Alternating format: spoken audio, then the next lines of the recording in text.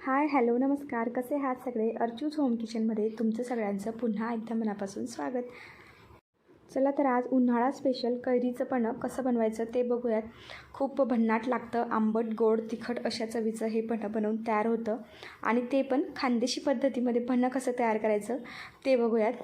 तर चला मग पटकन रेसिपीला सुरुवात करूया. आणि त्याआधी जर चॅनलवर तुम्ही नवीन असाल तर चॅनलला नक्की सबस्क्राईब करा आणि व्हिडिओ शेवटपर्यंत नक्की बघा. चला तर मग रेसिपीला सुरुवात करते. तर बघा, उन्हाळा सुरू झाला आहे आणि सगळीकडे बाजारामध्ये सुद्धा कैऱ्या अवेलेबल आहेत.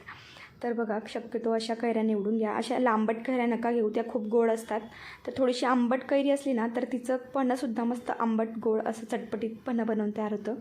तर सर्वात आधी कैऱ्या छान स्वच्छ धुवून घ्या, कापडाने पुसून घ्या आणि हो 5-10 मिनटं पाण्यामध्ये भिजत ठेवायच्या, म्हणजे त्या कैरीवर जो चीक असतो ना तो निघून जातो. तर बघा, इथं मी कैऱ्या छान स्वच्छ धुवून पुसून घेतले आहेत. आता कुकरमध्ये साधारणतः इथं मी 5 कैऱ्या घेतल्या आहेत. 7-8 दिवस हे पन्हं छान आरामशीर टिकतं. फ्रीजमध्ये हवाबंद डब्यात ठेवायचं. तुम्हाला जर कमी क्वांटिटीमध्ये बनवायचं असेल तर 1-2 कैरीचंसुद्धा पन्हं बनवू शकतात. तर इथं बघा, 1 ग्लास पाणी घातलं आहे आणि 1 शिट्टी होईपर्यंत आता हे आपण वाफवून घेऊयात. किंवा 5-10 मिनटं कुकरमध्ये तुम्ही जरी वाफ काढून घेतली तरी कैरी पटकन शिजली जाते. तर बघा, इथं कैऱ्या छान अशा शिजल्या आहेत, तुम्ही बघू शकतात. आणि आता ह्या सर्व कैऱ्या काढून घेऊया एका ताटामध्ये. खूप अशा थंड करायचे नाही किंवा खूप गरम पण त्याचं गर काढायला घेऊ नका. थोडं कोमट असतानाच त्याचा आता गर काढून घेऊयात. तर बघा, कैरीला किती छान असा गर आहे, तुम्ही बघू शकतात.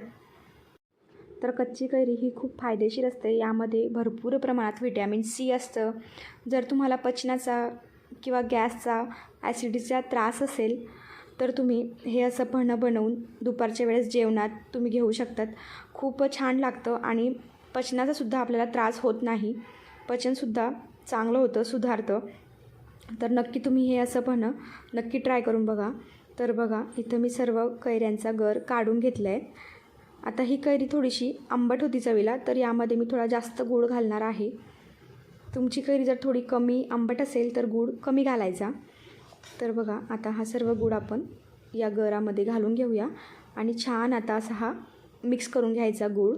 आता गर बघा थोडासा गरम असल्यामुळे त्यामध्ये गूळ हा लगेच विरघळतो. हे बघा, म्हणून मी आधीच सांगितलं की कैरी खूप थंड करून घेऊ नका. थोडीशी कोमट असतानाच त्याचा गर काढून घ्यायचा, म्हणजे पटकन असा हा गूळ त्यामध्ये मिक्स होतो. हे बघा, बऱ्यापैकी आता हा मिक्स झाला आहे.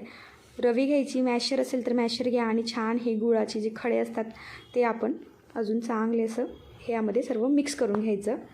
तर बघा तुम्ही, आता हे बघा असासुद्धा हे कैरीचं बनवून तयार आहे. तर पण मी इथं तुम्हाला खानदेशी पद्धत दाखवणार आहे. तर बघा, असं तुम्ही बनवून ठेवलं आणि थोडंसं यामध्ये थंड पाणी, बर्फाचे खडे घालून 2 चमचे गर त्यामध्ये, खूप छान लागतं. पण मी बघा आमचं खानदेशी पद्धतीमध्ये कसं बनवतात ते सांगते. आता यामध्ये थोडंसं तेल घालून आपण याला फोडणी देऊयात पन्ह्याला.